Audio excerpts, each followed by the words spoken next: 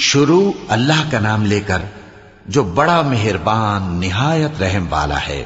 الف لام را، یہ ایک پر نور کتاب ہے، اس کو ہم نے تم پر اس لیے نازل کیا ہے کہ تم لوگوں کو اندھیروں سے نکال کر روشنی کی طرف لے جاؤ، یعنی ان کے پروردگار کے حکم سے عزت والے خوبیوں والے مالک کے راستے کی طرف، یعنی اس اللہ کے راستے کی طرف کہ جو کچھ آسمانوں اور زمین میں ہے سب اسی کا ہے۔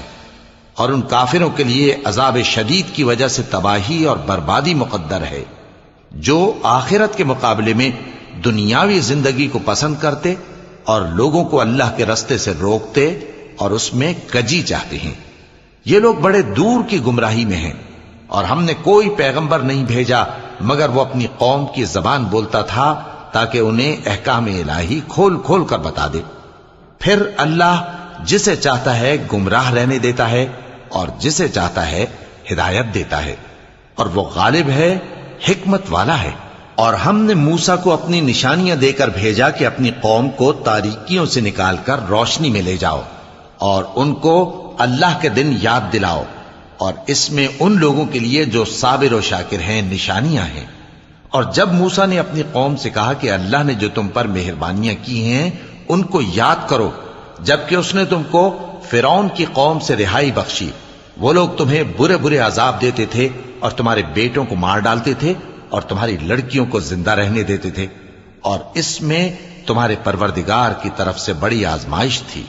اور جب تمہارے پروردگار نے تم کو آگاہ کیا کہ اگر شکر کرو گے تو میں تمہیں زیادہ دوں گا، اور اگر ناشکری کرو گے تو یاد رکھو کہ میرا عذاب بھی سخت ہے۔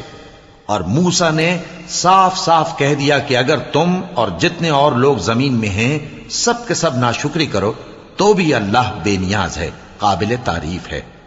بھلا تم کو ان لوگوں کے حالات کی خبر نہیں پہنچی جو تم سے پہلے تھے، یعنی نوح اور عاد اور سمود کی قوم اور جو ان کے بعد تھے، جن کا علم اللہ کے سوا کسی کو نہیں۔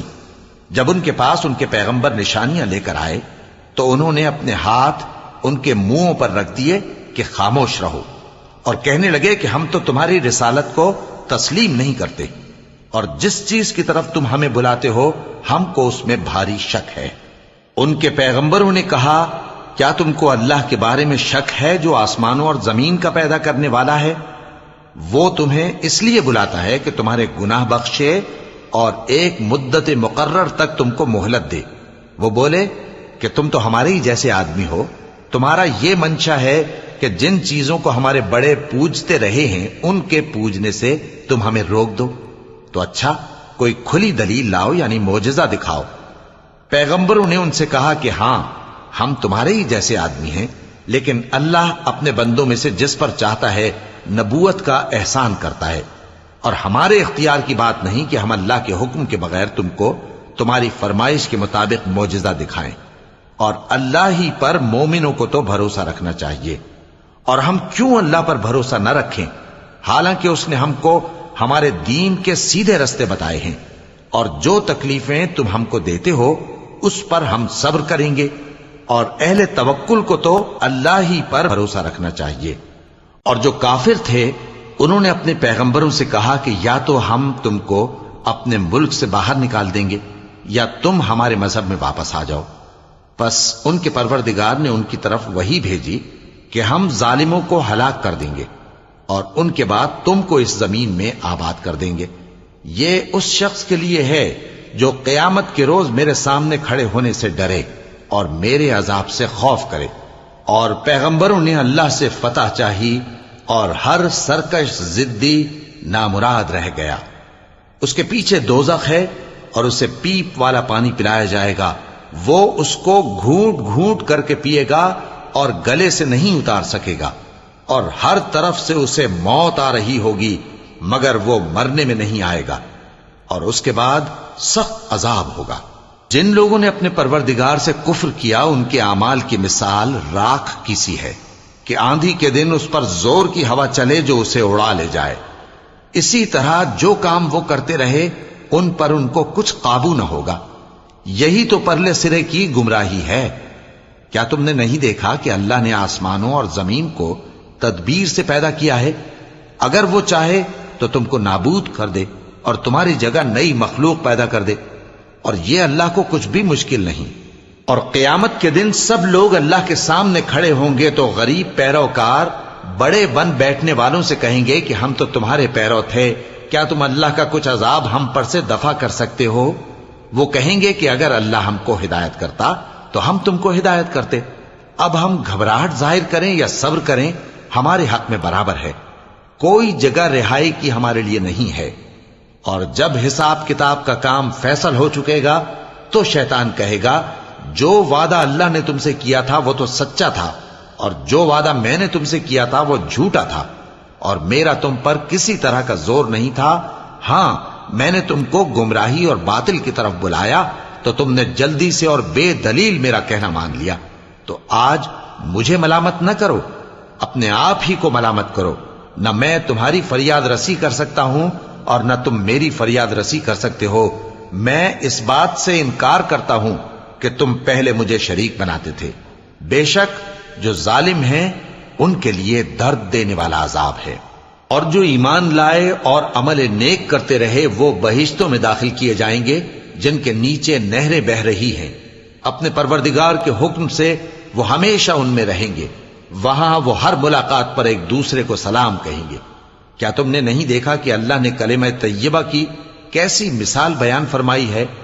وہ ایسی ہے جیسے پاکیزہ درخت جس کی جڑ مضبوط ہو اور شاخیں آسمان میں پھیلی ہوں، وہ اپنے پروردگار کے حکم سے ہر موقع پر پھل لاتا ہو۔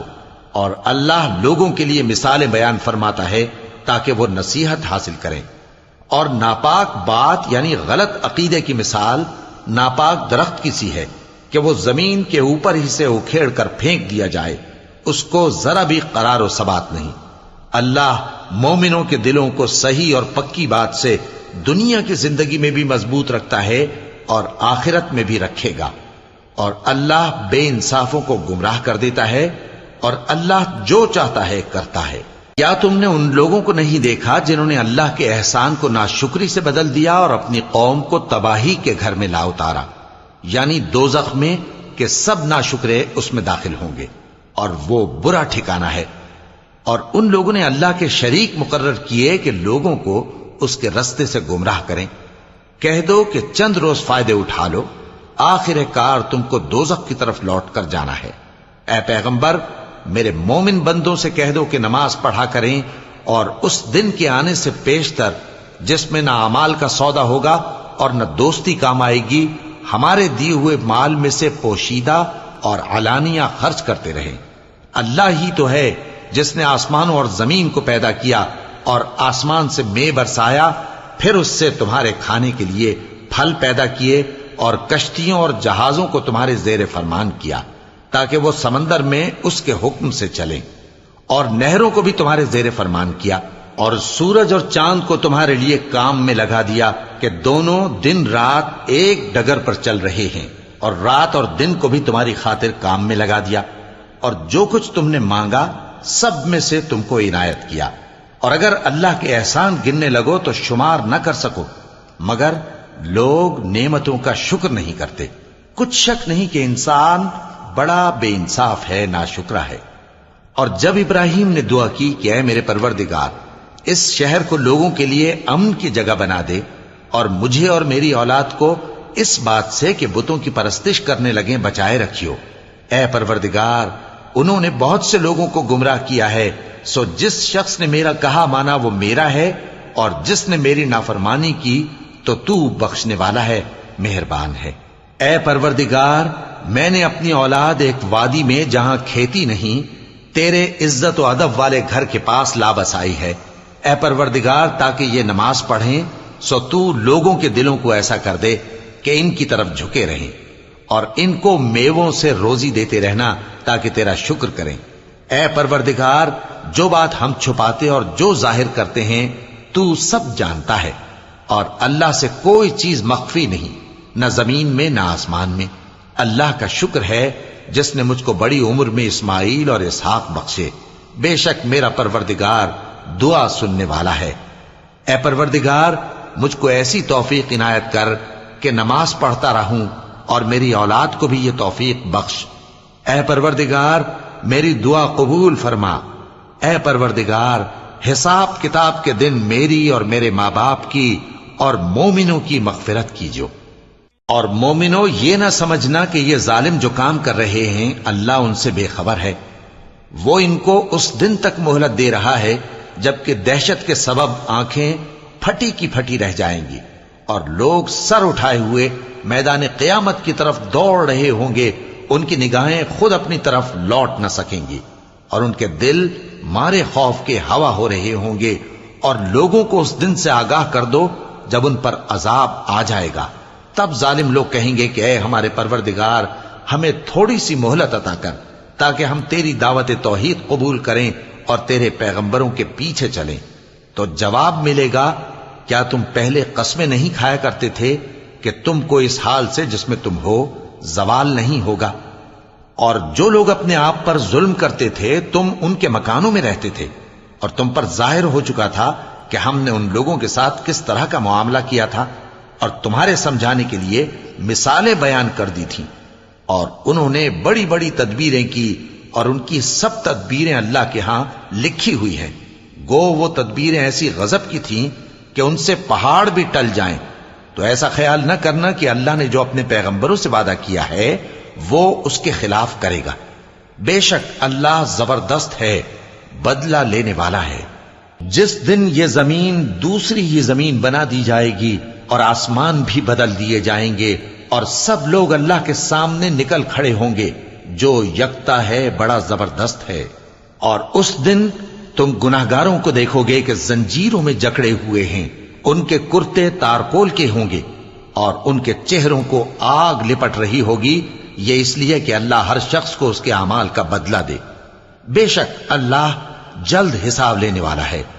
یہ قرآن لوگوں کے نام اللہ کا پیغام ہے تاکہ ان کو اس سے ڈرایا جائے اور تاکہ وہ جان لیں کہ وہی اکیلا معبود ہے اور تاکہ اہل عقل نصیحت حاصل کریں۔